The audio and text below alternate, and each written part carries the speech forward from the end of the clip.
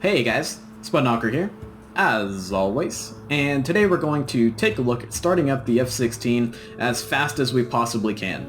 So, I think a lot of people have taken a look at the F-16 startup video that WAG's put out, which is in fact a recording of the F-16C startup training mission that comes with the Viper and you can play through yourself at any time. Or they've played through that mission and thought, wow, this is a very long and arduous process to get the F-16 started up, somewhere analogous to starting up the A-10C, which we all know is a very difficult process. And some people, I think, maybe think it's more along the lines of halfway between the startup procedure of like the F-18C, which we all know is pretty quick and easy, and the A-10C. But in fact, you can start up the Viper pretty darn fast if you know exactly what to omit and exactly what to include. And so if you're in a multiplayer server that's having you do a cold start and you just want to get that bird flipped on as quickly as you possibly can, so you can fly out and fly with your friends and hopefully shoot down some of your other friends, this should be for you. Now, why would an F-16 pilot in real life want to start up an F-16 and get into the air as quickly as they possibly can? Well, a more historical example might be you're in the late 80s, you're in a USAF F-16 on the ramp at Spanghelm in Germany, and the Soviets decide in a last-ditch effort to save the Soviet Union to invade the West, and their armor is coming through the Fulda Gap, and we need jets in the air as quickly as possible, and we know the jet's probably not going to survive for more than a few hours at most, so it's kind of to hell with the testing and all of that stuff. We just need jets in the air right now. Another example that's maybe more for modern times is if you're in a Emerati Block 60 Viper, F-16E or F, Desert Falcon, and you're on the ramp here at Al Dhafra or up north near Dubai, and the Iranians decide to launch all their ballistic missiles and launch their airbase in a final attack on the Saudi, Emirati, and Omani oil fields to cripple their economies. You want to get in the air as quickly as you possibly can to help save those oil fields. So those are two kind of examples as to why you would want to start up an F-16 as quickly as possible. And so it is a realistic and interesting skill to know how to get the jet into the air as quickly as possible. In fact, there is a kind of a cool video out there of some U.S. Marines in their F-18s and USAF, I believe National Guard guys in F-16s doing a race to see who could get the jet started up and into the air as quickly as possible. And that's a pretty cool video. If I can find the video again, I'll put a link down in the description. So with that in mind, let's go ahead and hop into the cockpit and get her started up as quickly as we can. And we can see we're here on the very busy Al Dhafra ramp. We've got some Qatari Mirages, we've got some USAF F-15Es, we're in a Moroccan F-16. The Moroccans do fly the Block 52 Plus Viper, which are currently being upgraded to Block 70 Vipers, so keep that in mind. So basically the same jet, but just a little bit of a different engine in there, being the Pratt & Whitney engine rather than the GE engine. We've also got some Saudi F-15s hanging out on the ramp over here, some of our other guys, and as well as some USAF F-16s hanging out down there as well. So let's go ahead and hop in the office and get her started up as quickly as we can. Now, as you guys I'm sure are aware, the Moroccan Air Force did deploy some of their Vipers to Al Dhafra Air Base in the 2014-2015 period to help fight against ISIS. Quite a few different countries sent Vipers to the Gulf area to help fight against ISIS, and that's one of the main reasons why I think the F-16 is going to be such a cool jet for DCS World, is because it's so inclusive.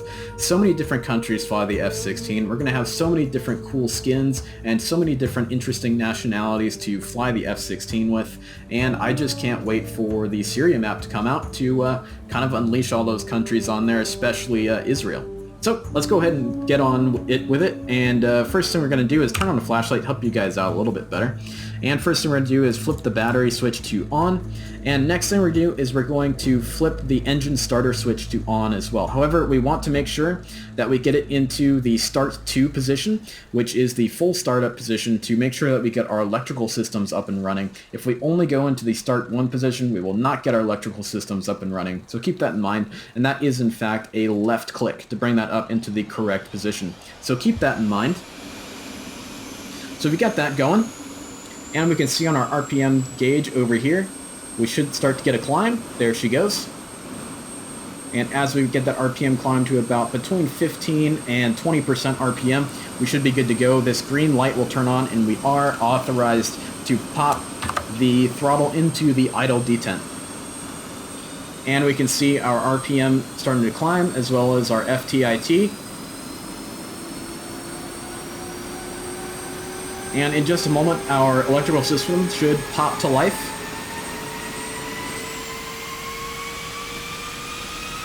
There it goes. We'll go ahead and put some lights on, help us out a little bit here, as well as we will turn our radios into the normal operating mode rather than the squelch mode, and that'll help us out a little bit without having that annoying noise in the cockpit. We're going to go ahead and turn the master caution light to off. We can see our only caution down here is we have our seat not armed, which we will save that until we get out to the runway area so that we don't have any inadvertent ejections here on the ramp. Oh, I forgot to mention, we do have some Pakistani F-16s over there. They're probably not fighting ISIS, they're probably supporting ISIS. So, let's see what else we got. We got to turn on all of our power to our avionics systems, and we're going to flip our INS into the normal alignment mode. You can see our DDIs are starting to come to life as well, and we can go ahead and flip our HUD to the on position.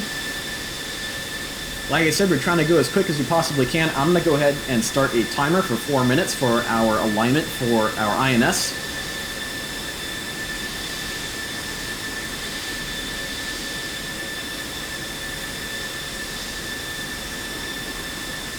Alright, we got that timer going. We can go ahead and uncage our standby ADI right here. We're waiting for the INS to align, so while we're doing that, because we're going to jumping off the ramp right here to get straight into combat, we've got Iranians coming down from the north, coming down to hit our oil fields here, or some other scenario you can think of. And we'll go ahead and close the canopy. It is super hot out here in the desert by Al Dhafra, so we want to do that as late as we possibly can. But we want to get that canopy locking system out of the way for us so we can turn on the rest of our systems here. We'll go ahead and throw our countermeasure system into standby. And we'll turn on our expendable countermeasures, and we'll let those go. So far we've got a go status. We'll get power to our RWR turned on.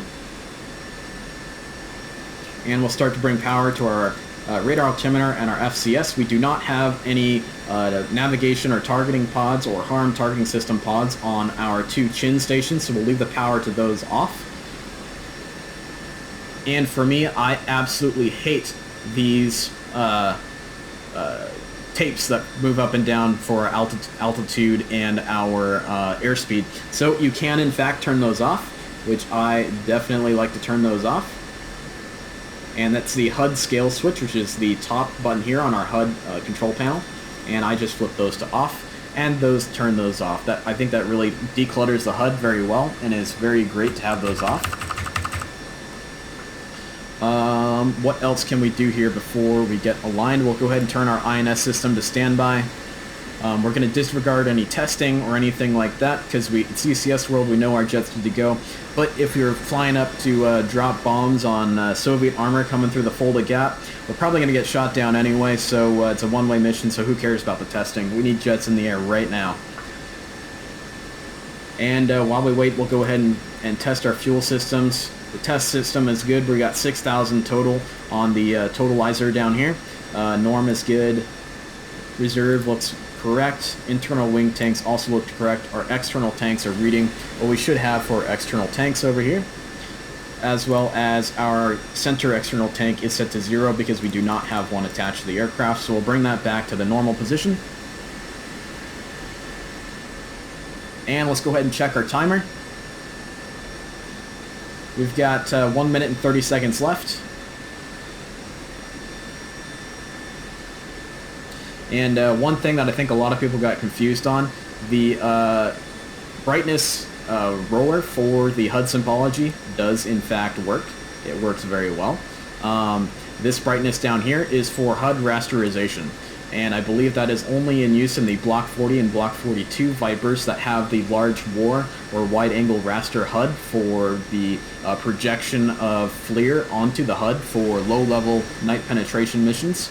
The wide-angle raster HUD has kind of gone out of favor, as a lot of air forces, including the USAF, have gone away from low-level, under-the-radar penetration tactics to more of mid-level precision-guided weapons and standoff weapons attacks. So the wide-angle raster HUD and the FLIR on the HUD has kind of fallen out of favor and is no longer really needed, and is just another system that can be eliminated from the jets to avoid in other maintenance issues. So let's see here, we've got everything good to go. We'll go ahead and get our external lighting turned on here.